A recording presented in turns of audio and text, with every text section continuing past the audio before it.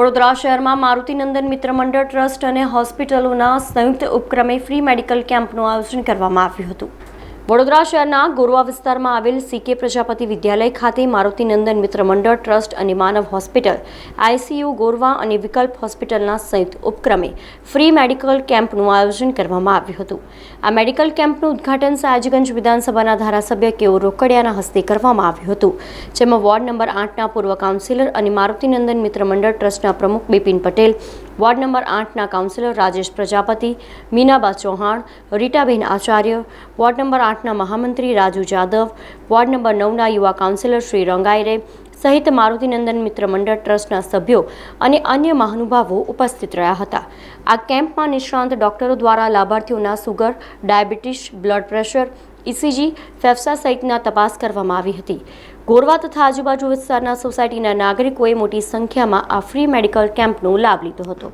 માનવ hospital Gorwa અને વિકલ્પ hospital છાણી આ બંનેના સહયોગથી સીકે પ્રજાપતિ સ્કૂલની અંદર એક આરોગ્ય કેમ્પનું આયોજન કર્યું છે।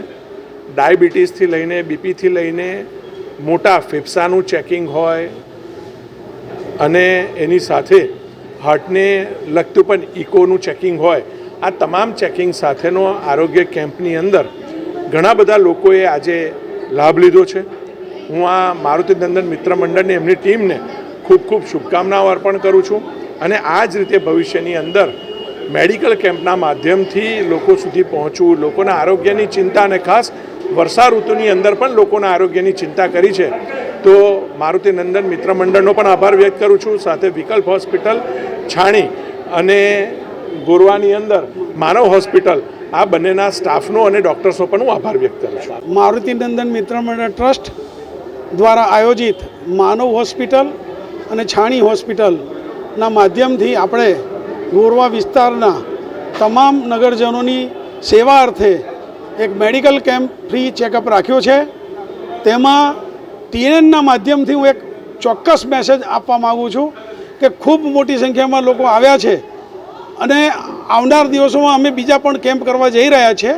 એ કેમ્પમાં પણ મોટી સંખ્યામાં લોકો આનો લાભ લે તેવી હું ટ્રસ્ટના પ્રમુખ તરીકે અપેક્ષા રાખું છું અને TNN પોતાનું આ અમને જે સહકાર આપ્યો છે TNN એનો પણ હું ખૂબ ઋણી છું।